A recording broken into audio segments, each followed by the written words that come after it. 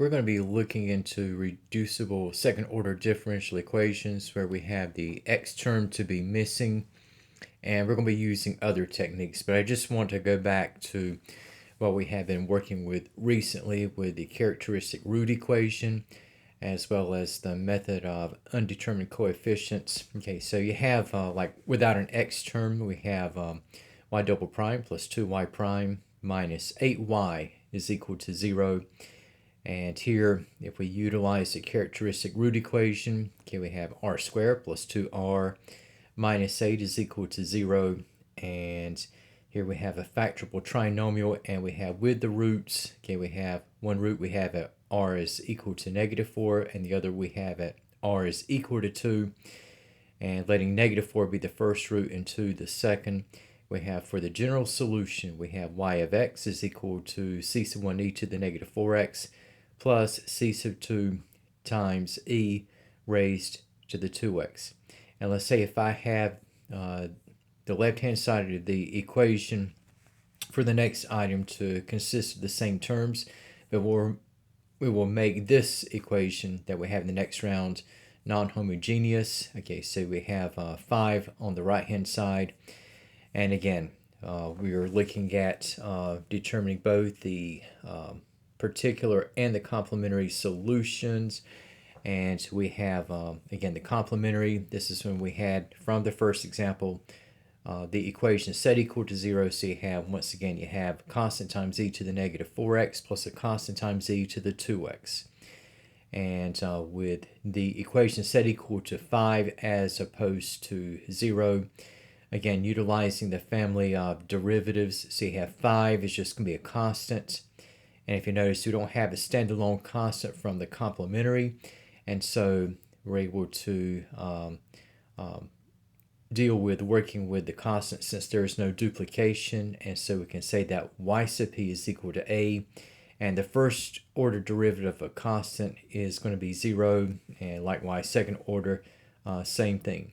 And looking at putting this equation in terms of the particular and substituting. So we have second order derivative is 0. 2 times the first order derivative is also 0. And the only non-negligible term is going to be -8 times y sub p, which we have set up as -8 times a.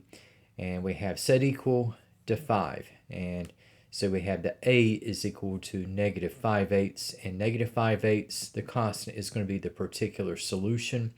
So we have for the overall solution for y of x, you have -5/8 plus what we have in the complementary.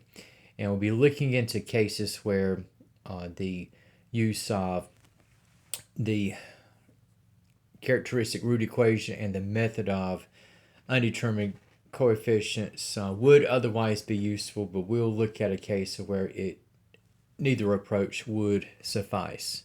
And going back to what we have for reducible second order differential equations, and again we have with our function where we have at x, y prime, and y double prime is equal to 0.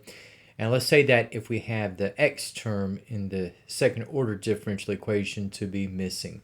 Well, again, we have for this formula, okay, this time before we had y taken out, but now we have x. So we have f of y prime, and y double prime is equal to 0. And entering the phase of substituting, okay, so we can assign a variable p, which would be equal to y prime, and we have p in reference to dy over dx. Now, whenever we had the y term to be missing, we had that y double prime became, in this case, p prime, which is equal to d squared y over dx squared.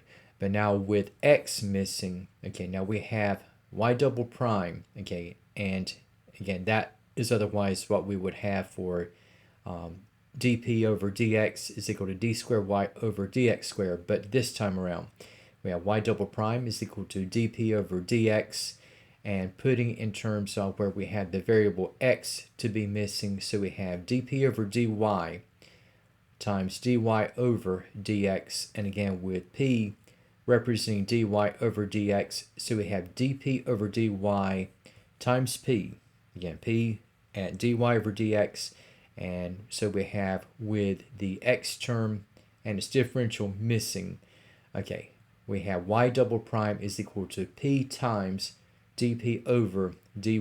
This rewritten case of what we have for equation 2, this will result in where we have the function of y and p dp over dy is equal to 0. And where we can otherwise utilize the characteristic root equation, and just to kind of kick things off and working with the substitution variable p. So we have like our homogeneous equation. We have y double prime plus 2y prime is equal to 0. Now technically you could still use r squared plus 2r is equal to 0. But in the case of what we have with the substitution approach utilizing the variable p, okay, so again we have p is in reference to y prime, so 2y prime becomes 2p, and the y double prime we have at p dp over dy.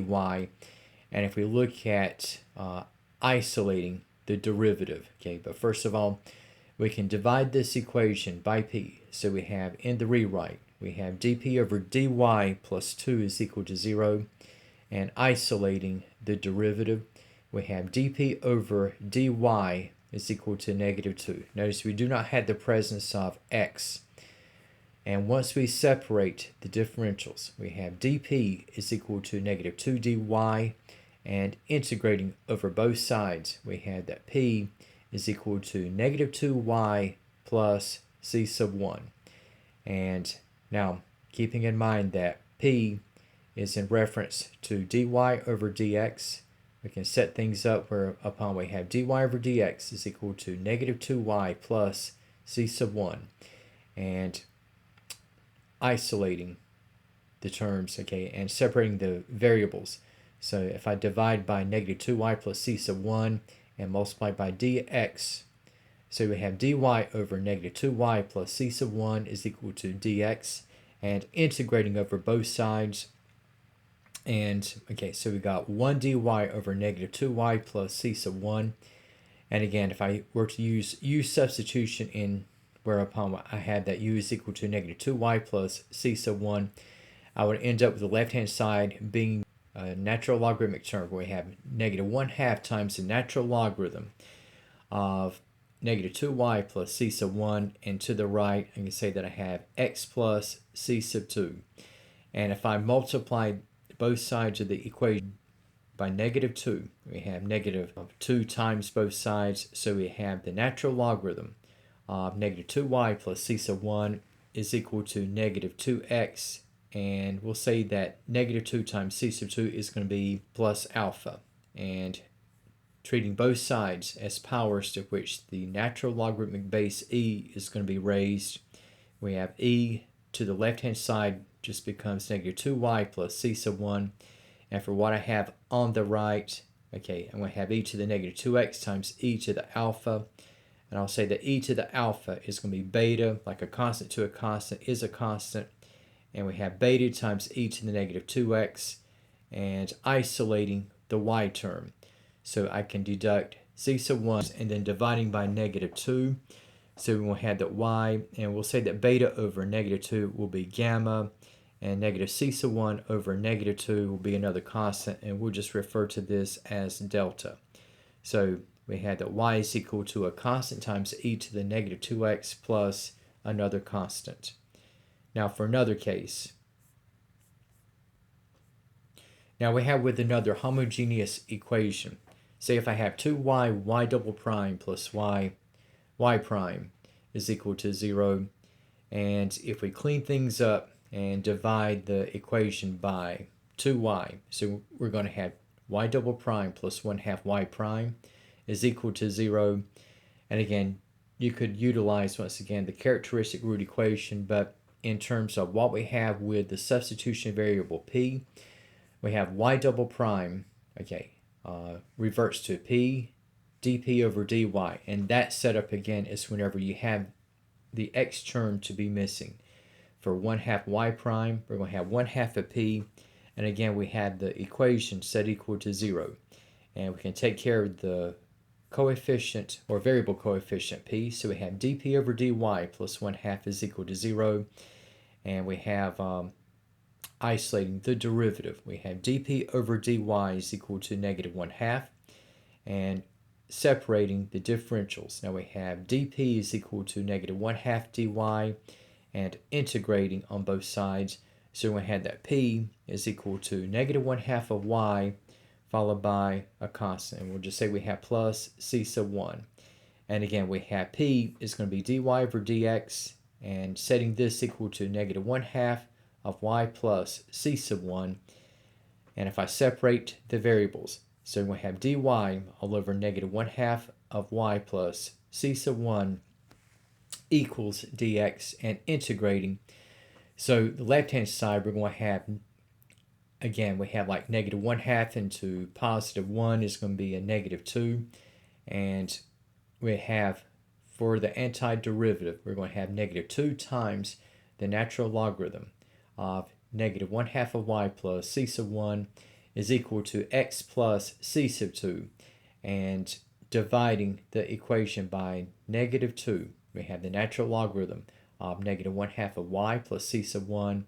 And we have equal to negative 1/2 of x plus alpha, where we have like alpha is at c sub 2 divided by negative 2.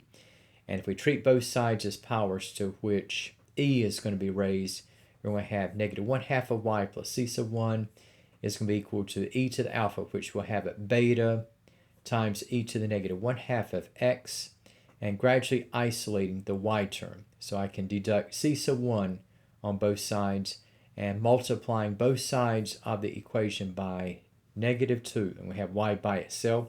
And we say that negative 2 beta will be gamma, and negative 2 times negative c sub 1 will be delta.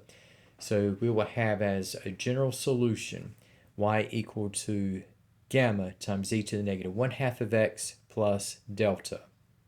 And another case, and this time we cannot use like the mere characteristic root equation or the method of undetermined coefficients.